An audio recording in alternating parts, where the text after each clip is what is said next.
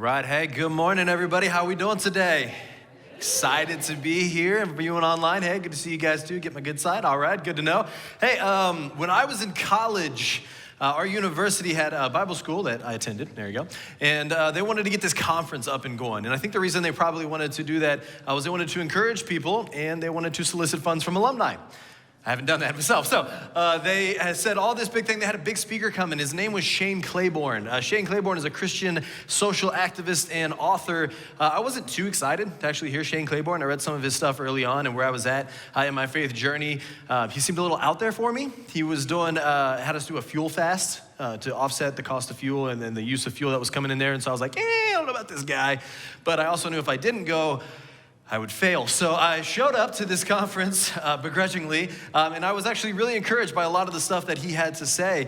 But most of what I remember had to do with one particular story that he shared, and I want to share that with you guys here. Shane talked about when he was younger, he went down to Calcutta to spend some time with all the people working with Mother Teresa. Now, Mother Teresa was a nun who had moved to Calcutta to work with people that had leprosy and HIV and AIDS and were just in extreme poverty, like just their kids were suffering and going through things, and she wanted to make a difference, so she dedicated her life to being down here in just the slums of the world to make a difference. And Shane said that he went in there to kind of learn from Mother Teresa, to learn what they were doing, to learn how to make a difference. And what stuck out is as he's telling the story, he says he got there and he got to see Mother Teresa off in the distance. And the first thing that he recognized was Mother Teresa has horrible feet. Like horrible, like snaggle feet things going on, right? And he's like, well, you don't walk up to Mother Teresa and say, hey, Snagglefoot, what happened to your toes, right? So he's like, what do I do? And so he went over and he connected with some people that were close to her and he kind of whispered to him and said, hey, like, is she sick? Was there an accident? Like, what happened to Mother Teresa's feet?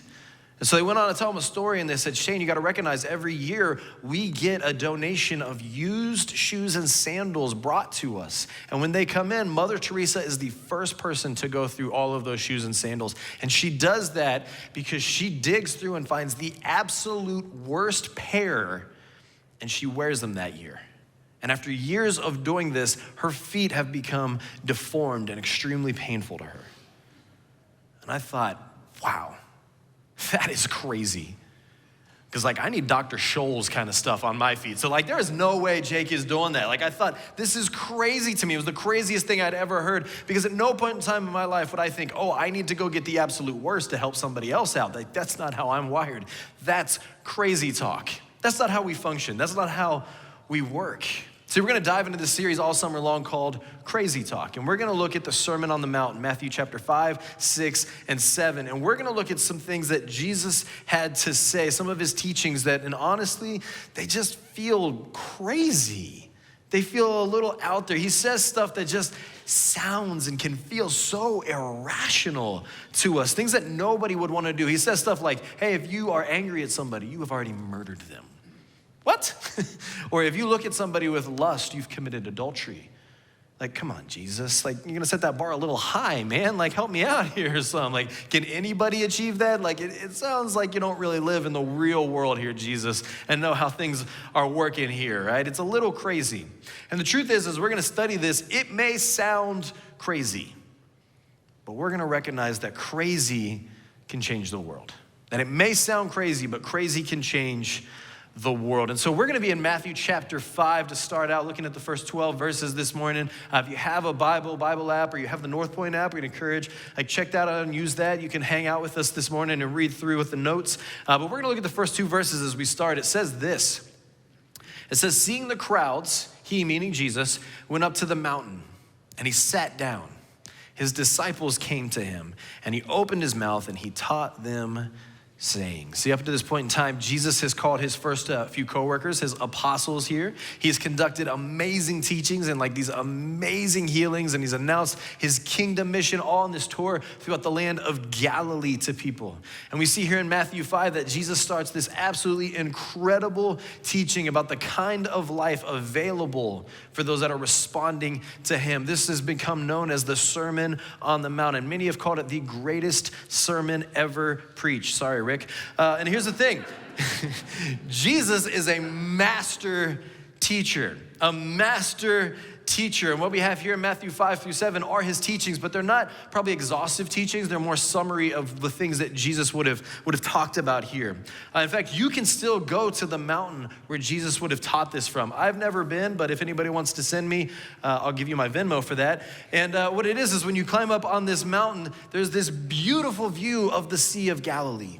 And they've taken these placards and they've set them up all along the path up the mountain that are these verses we're gonna cover today. And at the base of the mountain, they've built a church because basically anytime in the New Testament, Jesus did something cool, like they came along and built a church in that area. It's just kind of the thing that we've done throughout history. And when Jesus is sitting up on this mountain, he takes a seat.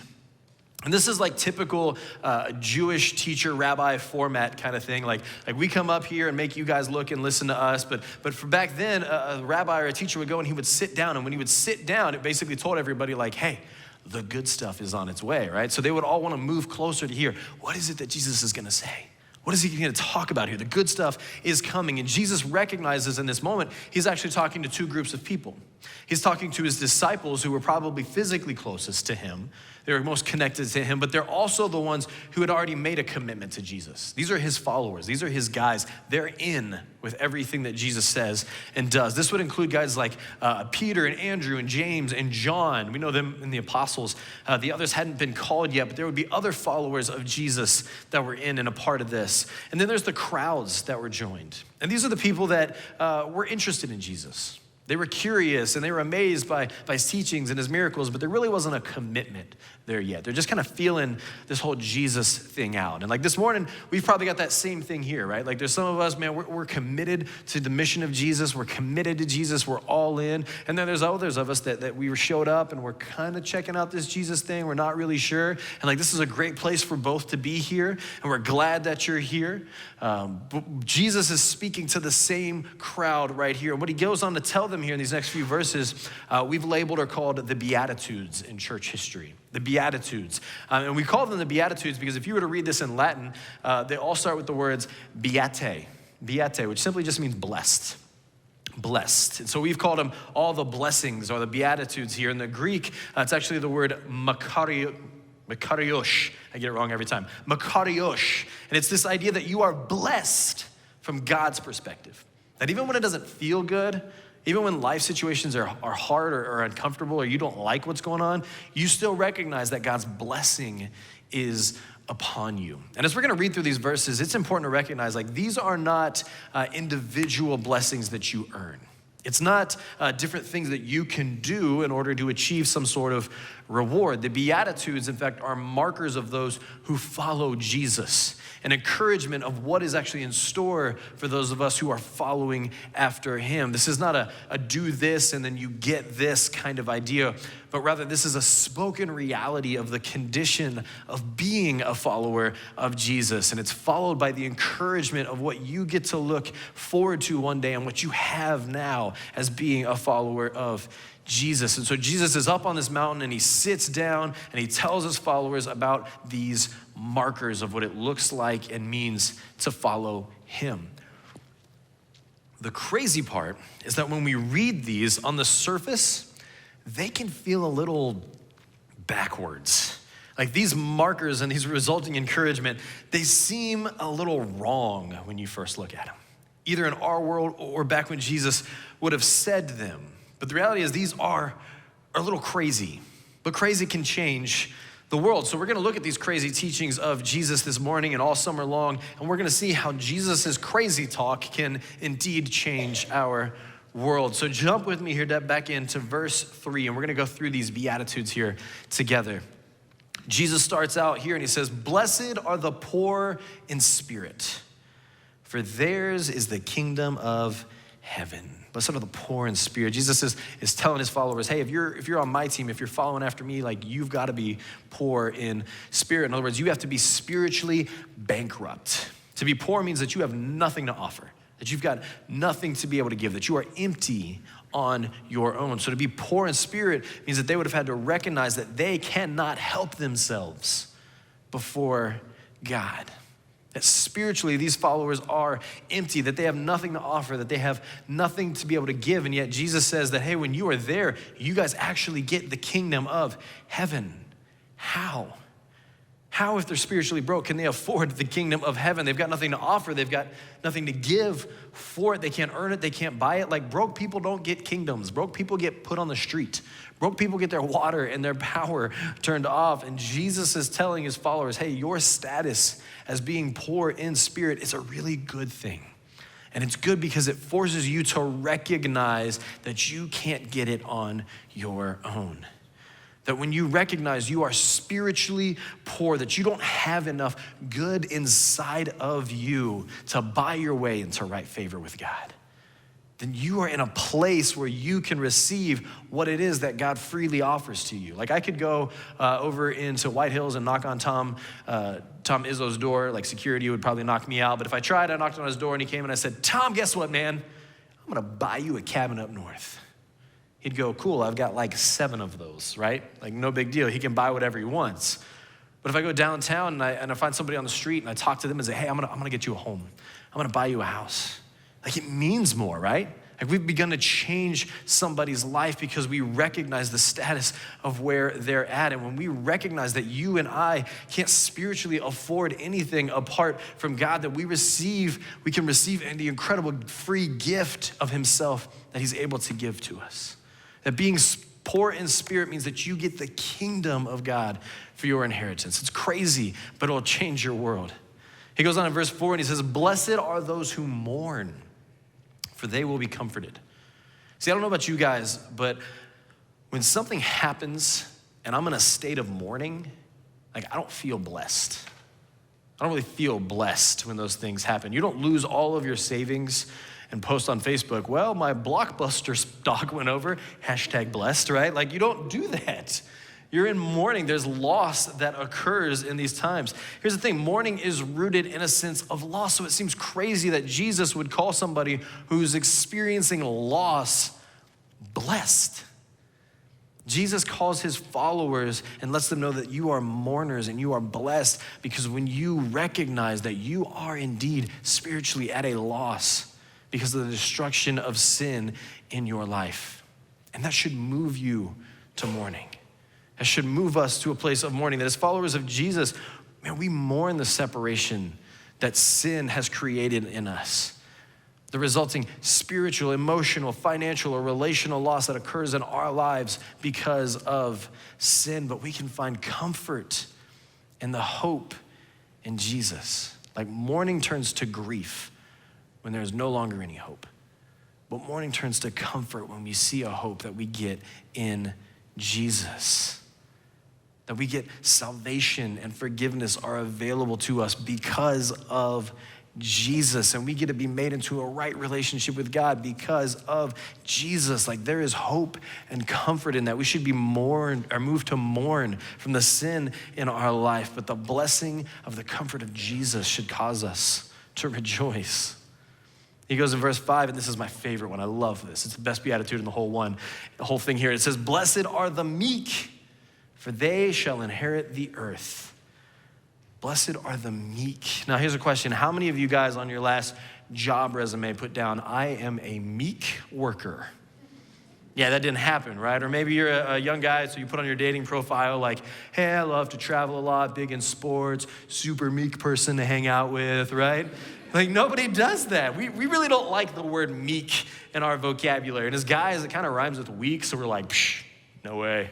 That's not me, right? We're too manly for that kind of stuff. Well, here's the thing. You can use the word meek here described actually means gentle. And all my guys are like, yeah, pass, right? That's not any better, Jake. That's not helping at all.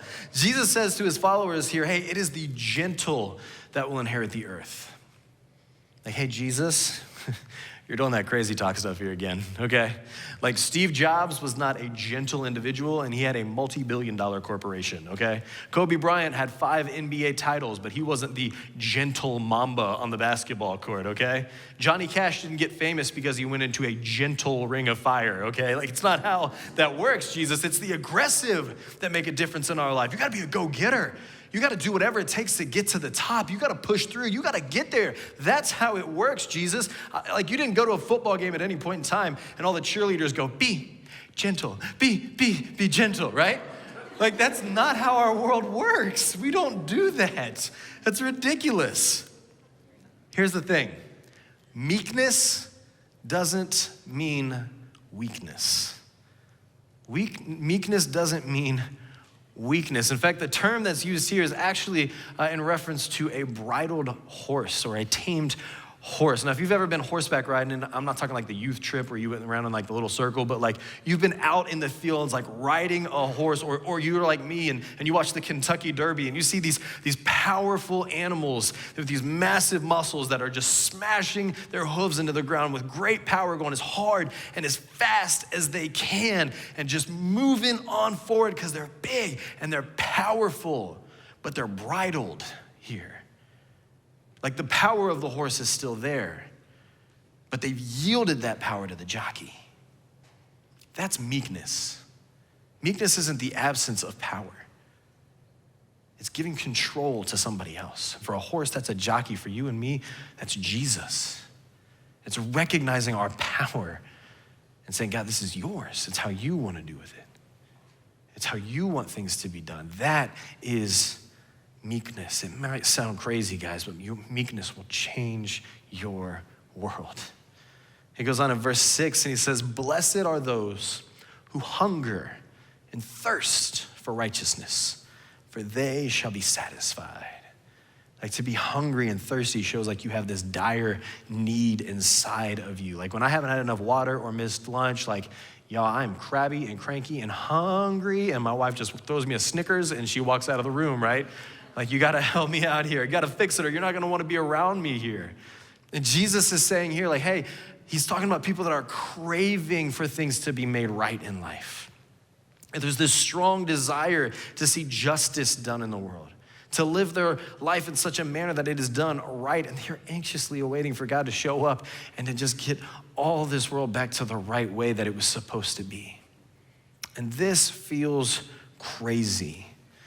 Because for the history of the world, we have been plagued with injustice and pain and prejudice and fear. And somebody who so desperately wants the world to be right looks like they just have a childish optimism about themselves.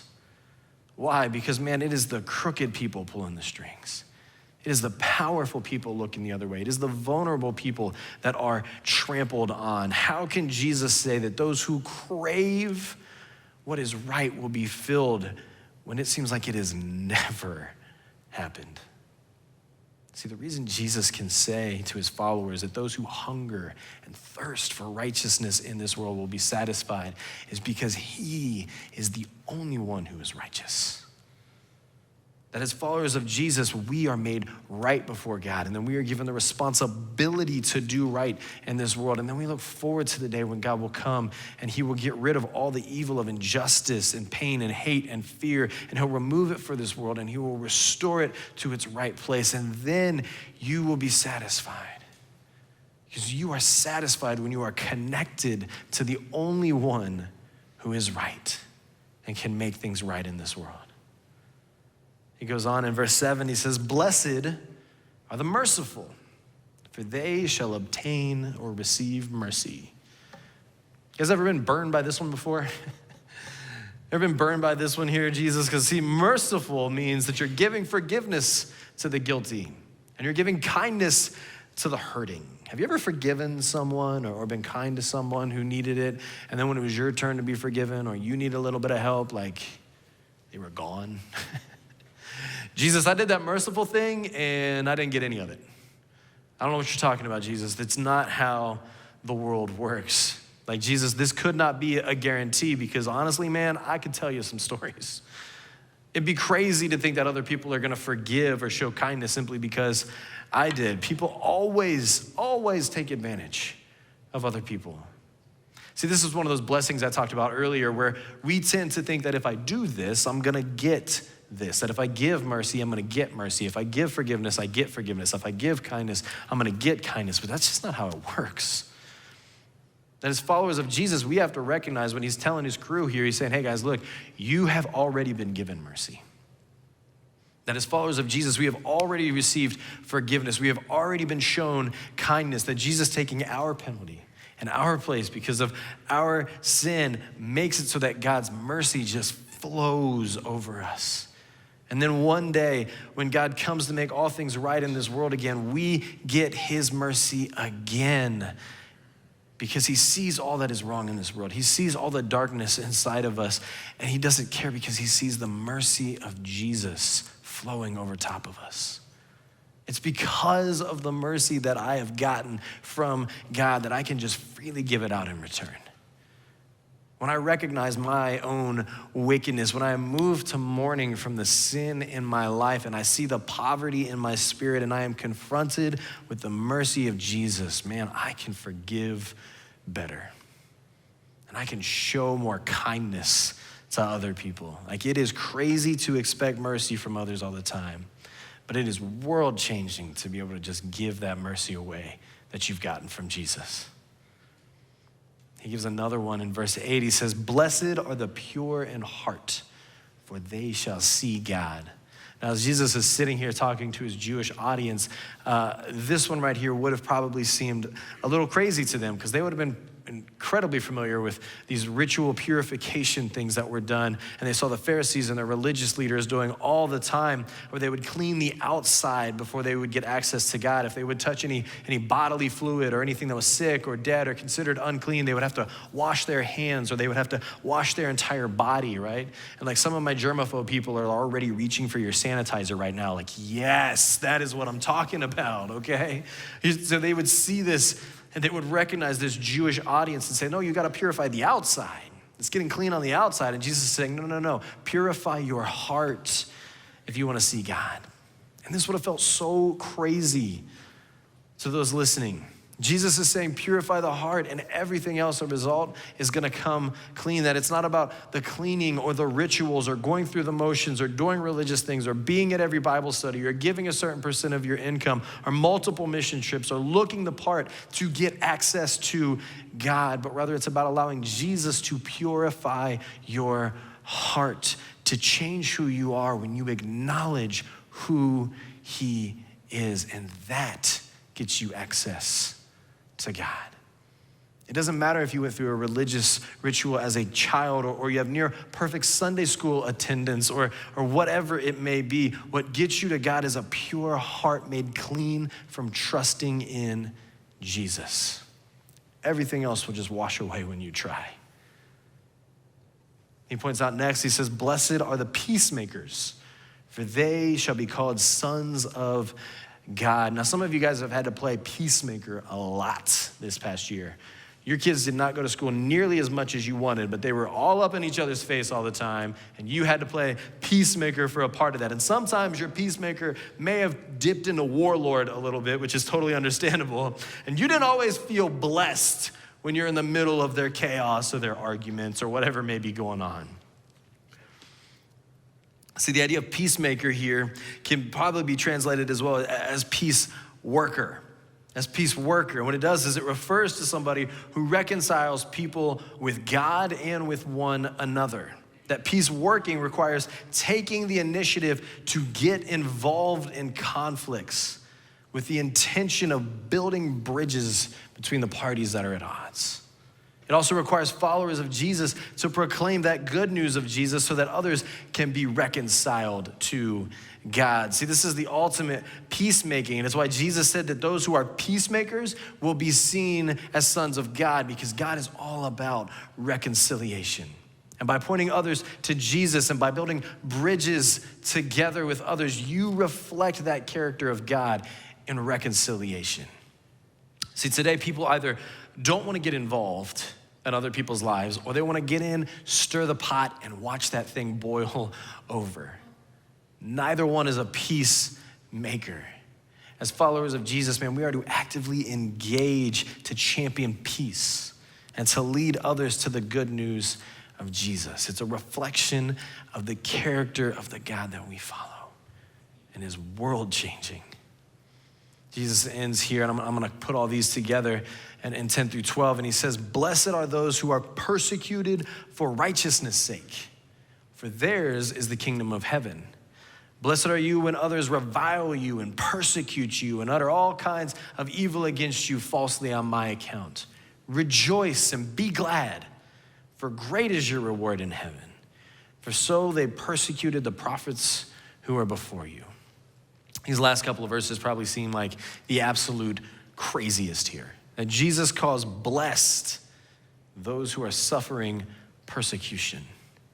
Jesus says that those who get knocked down for standing up for what is right are blessed. See, it's increasingly difficult to stand up for what's right in God's eyes in our world. Like everywhere, you are either pushed to be silent or to get on board. Like we know this, we feel it in our conversations, we feel it at work, we feel it from the things that we watch and what we listen to. And we understand that we're in a position where if you hold on to what is right, if you hold on to the things that Jesus taught, if you hold on to the things that God has placed in the world, in his word to show who he is and what he values, if you stand up for that, then you will be reviled. You will be persecuted. You will be spoken against.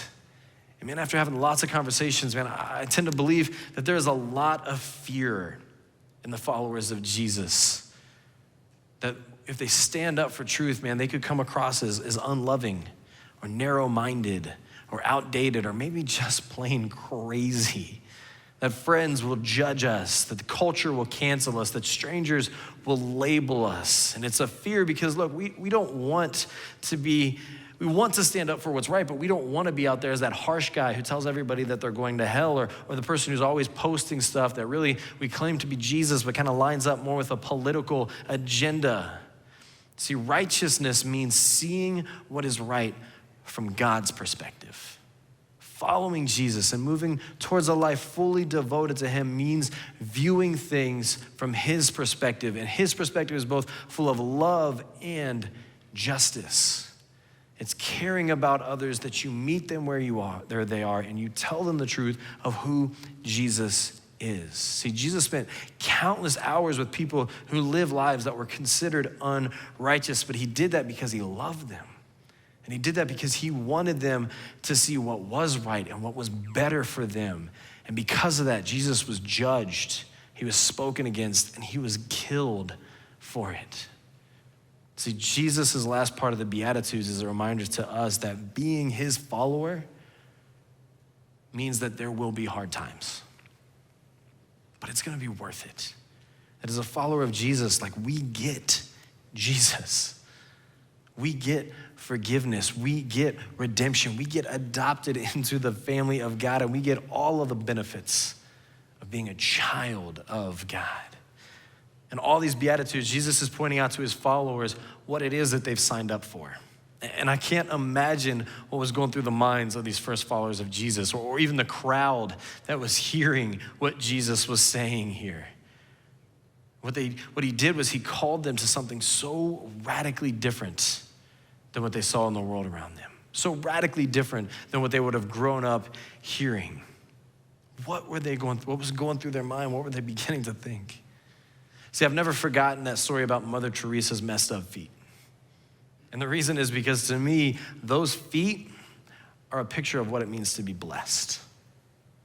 It's not about achieving comfort or success or stability in this life. It's about putting everything on the line for the glory of God and for the benefit of other people. Like, how different would my life look if I viewed every aspect of who I was as a blessing of having broken feet? What if the way that I viewed and valued other people just came at great cost to me? What if what mattered the most to me meant that I sacrificed all that I had for the glory of Jesus? Well, then I'd be blessed.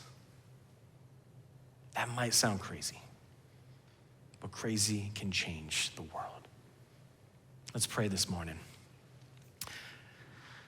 Father God, we thank you for your crazy talk, for your crazy blessings, Lord, that seem like they may not make sense, Father, but we recognize, Lord, that this world doesn't make sense, that you value things differently than the world values, that you value things differently than we may value, God. And so, God, we pray, Lord, that we would begin to see you and begin to see others through your righteousness, through your perspective, Lord, and that we would do things, Father, that are glorifying to you and that are edifying to others, Father. And that, Lord, we just pray that craziness, we would get to be a part of it to change this world. In your name, Jesus.